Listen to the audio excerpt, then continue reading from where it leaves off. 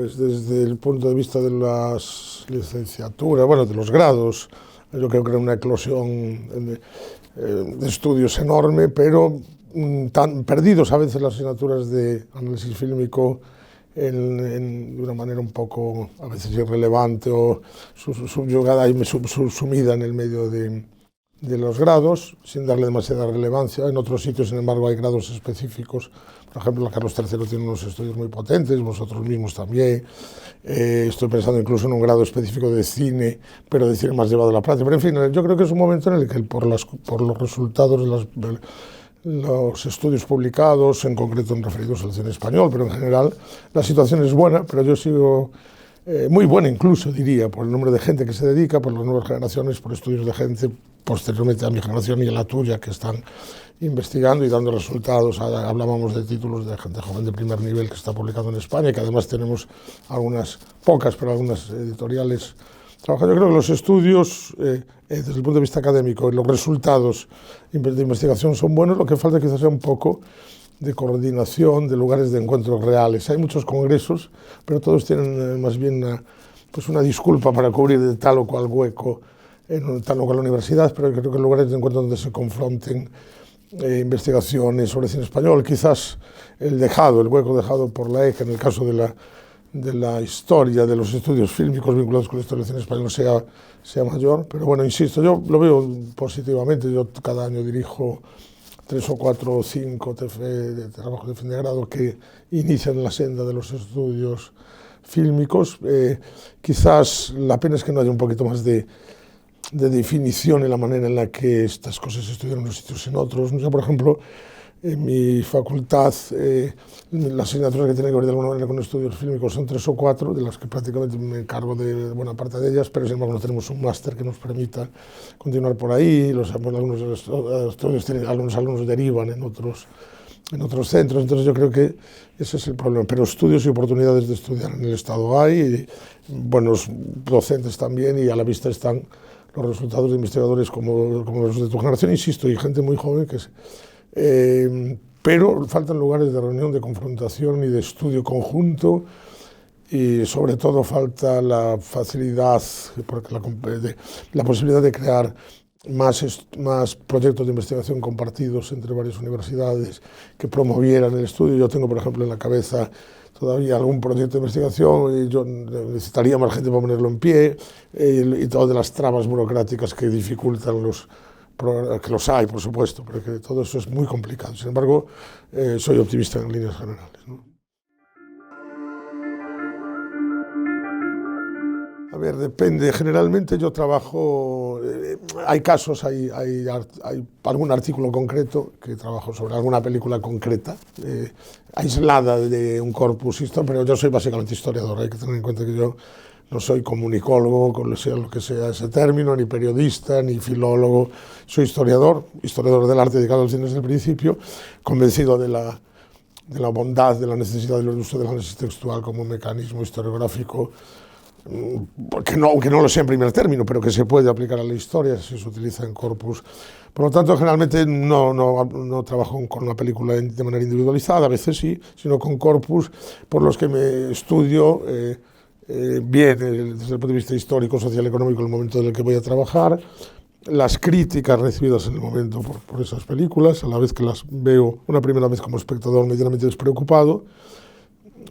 y es la tercera o cuarta visionada cuando empiezo a plantearme ciertos conflictos formales que están en diálogo, porque si no tendrían mayor sentido, nunca mejor dicho, que están en diálogo con lo que la película parece transmitir sin haber reparado en ellos, y no siempre aunque esto metodológicamente siempre se dice, ¿no?, que la película tienes que analizarla plano a plano. Generalmente uno con los años pues centra sobre todo si trabaja con corpus muy amplios, por ejemplo 200 y pico películas para el libro que escribí sobre los dos libros, El Cine Marido y Sombras Desoladas, entre el 30 y el 50, obligaba a no estudiar plano a plano cada una de ellas porque el trabajo es inacabable. Entonces veías algunas secuencias o algunos algunas figuras formales que se repetían o que adquirían cierta consistencia. Probablemente no te des cuenta de esto antes nunca, de un segundo o un tercer visionado, y ahí sí que haces un desglose pormenorizado, con medición de tiempos de los planos, y vas comparando, y después todo eso lo pones en contacto con otras películas del mismo director, con otras películas del mismo ambiente, que trata la misma problemática, hasta que se van trazando en tu cabeza, o a veces incluso en papel, una serie de dibujos, de mapas, que a lo mejor incluso en colores llego alguna vez, determinados temas, cuestiones, movimientos, tipos de plano, configuraban una extraña figura a la que después hay que intentar dotar de palabras para explicarla, pero que eso, yo creo que es un trabajo fascinante. A mí, claro, obviamente a mí me gusta mucho hacerlo, pero insisto, incluso en el caso de trabajar con una película sobre una película sola, que es algo que no suelo hacer, y generalmente mucho menos de una película contemporánea, pero ahora mi querida compañera, la Margarita Ledo, la catedrática de Comunicación de Santiago, también me ha encargado para un libro futuro, un estudio pormenorizado de Okear, de la película de Oliver Lasse, que se acaba de estrenar, como quien dice, que es una película, por cierto, extraordinaria desde mi punto de vista. Y ahí mi manera es verla sin hacerme casi ninguna pregunta 4 o 5 veces para familiarizarme bien con ella y hacer una búsqueda exhaustiva de todo lo que el propio autor, que en este caso es muchísimo, y de las cientos y cientos de críticas, IMDb y otras fuentes de internet, nos facilitan un trabajo que antaño era prácticamente inabordable. Yo recuerdo todavía cuando hice mi libro sobre Fernando Fernán Gómez, en el año 7, 8, 9, 10, que debí tardar a finales de la década anterior. Para las entrevistas y las críticas había que ir a buscarlas, pues unas carpetillas que había en Filmoteca, o buscando tú hemerográficamente como podías, pero tampoco había hemerografía digital como hoy, ¿no? Entonces, hoy tenemos la posibilidad de acceder prácticamente a cualquier fuente a través de Internet. Esto nos ha hecho que los trabajos sean mucho más cortos y nos permite profundizar más y poner en contacto esa especie de background que te va quedando de esas lecturas con la que la película te sugiere, y hace que a pesar de que dice que el haber leído tanta fuente, entrevista y demás, coartan un poco la libertad de interpretación que siempre está presente, a pesar de la fidelidad metodológica y la seriedad del disco. Yo creo que enciende, que multiplica la capacidad de sutileza del análisis, es decir, conocer todo lo que se ha publicado, conocer bien los pormenores de la producción, incluso desde el punto de vista económico, distribución y demás, y a partir de ahí, pues ver la película y trabajar igual como te digo. Incluso no hace falta que todos los planos sean estudiados como los manuales de análisis textual o de análisis fílmico nos señalaban, pues el de Federico Di Chio y el Cassette y demás, no de esa manera, pero sí hay ciertas cosas que a la vista, que al segundo o tercer visionado te saltan a los ojos, y por ese camino entran los vericuetos de la forma, que es donde está la sustancia del film. No es más o menos mi manera de trabajar, pero insisto, todo depende de la brutalidad del corpus. Por ejemplo, la transición a la que me he dedicado en estos últimos tiempos, en parte recogiendo trabajos más antiguos que yo tenía publicados de manera independiente y otras elaborándolos de nuevo. Si tomamos la transición por la cronología establecida por Mayner y Santos Juliá, recientemente fallecidos, 73, 86, porque calculemos que las películas españolas son 1.300 o 1.400 películas, totalmente inabarcable. Entonces ahí se hacen catas conociendo un poco la filmografía, pero no de manera absoluta, porque eso es casi imposible, y también habiendo leído, porque en ese caso ya es una bibliografía asentada sobre ese periodo, pues Trenzado Romero, Monterde, Pérez Rubio, 5 o 6 libros básicos. Sobre esos libros básicos ya hay una especie de colchón interpretativo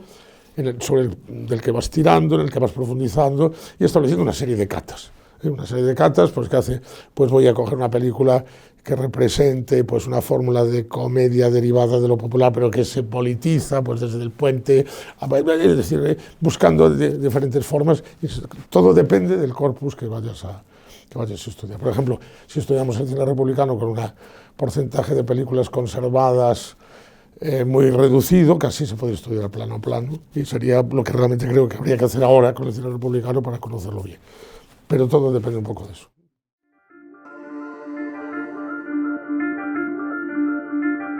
Yo desde luego recomendaría empezar. Yo leí el Gomery, el célebre Historia del cine de Douglas Gomery, que que está en Paidós, porque da algunos trazos de un momento dado. Leería, por supuesto, el cine clásico de Hollywood de David Borwell, porque es de una seriedad. Y en nuestro caso yo recomendaría un libro en el que participé, pero que creo que plantea una nueva manera en un momento dado, a finales del siglo, a principios de este siglo XXI, de acercarse al cine español por primera vez utilizando las metodologías de análisis textual de manera sistemática, que se llama La Nueva Memoria, ¿no? Un libro que publicó una pequeña editorial gallega, que ahora también está en SSPI, por cierto, pero que entonces nadie conocía, pero en la que nos pusimos de acuerdo ya para trazar esa línea, ¿no? Eso me refiero a libros de historia. Yo, por ejemplo, a mis alumnos les sigo recomendando la estética la célebre estética del cine de Jacques Saumont, Michel Marie, de los años 80, porque me parece un libro en el que yo mismo aprendí y demás. Pero un ejemplo de historiografía internacional, el libro de David Borwell sobre cine clásico de Hollywood, y un ejemplo para nuestro territorio, pues esa fallido o acertado intento de utilizar por primera vez de manera sistemática nuestro modelo de análisis para distintos periodos históricos de la historia del cine, que es este que te digo, para maneras de empezar, ¿no? De hecho, ese libro es la primera vez que yo hablo de los 40 y que otros compañeros hablan de periodos que después profundizaron hasta llegar a ser estudios determinantes en eso, ¿no? Pero porque se me acaba de ir a la cabeza, tampoco te crees que he reflexionado más. Pues el libro ha salido de imprenta hace unos días y creo que el editor tiene pensado publicitarlo, darlo a conocer ya la semana que viene, a principios de diciembre. Es un libro que se llama Las formas en transición, algunos filmes españoles del periodo 73 1986, que tiene primero traza una panorámica más o menos general de los problemas desde el punto de vista político evidentes y demás, de la historiografía del periodo y de la evolución de las formas en el periodo, y luego analiza en detalle, a veces con una minuciosidad rayana casi lo maniático, algunas películas que para mí eran claves en el desarrollo formal y en la evolución, que incluso enlaza en ocasiones con este desarrollo somero que intentaba plantear en la conferencia del costumbrismo desde la República, incluso desde el mudo, hasta los años 70 prácticamente, en algunas películas de Francisco Regueiro, en algunas películas analizo con enorme detalle Furtivos de José Luis Borao, por ejemplo, que ya está muy estudiada pero que creía que había algunos aspectos, analizo algunas cosas del primer Almodóvar, algunas películas desencantadas que de alguna manera que ponen a la luz del espectador los defectos o las oscuridades de la transición, pues desde El Mambrú fue la guerra del propio Fernán Gómez a La verdad sobre el caso Savolta u otras, es decir, que intenta hacer un mapa entrándole a ese periodo enorme, gigantesco, profundamente heterogéneo desde muchos lados, y es un libro de 12 o 13 capítulos, insisto, con uno general, hace alguna cata, también alguna cala en la televisión del periodo, y en líneas generales se pretende simplemente, en este caso, es tanto el interés que puede tener lo que se dice sobre las películas de transición como poner como una defensa del método que permite acceder al saber de esas películas a partir del análisis fílmico, ¿no? Yo creo que son en este caso las dos cosas un poco a la vez.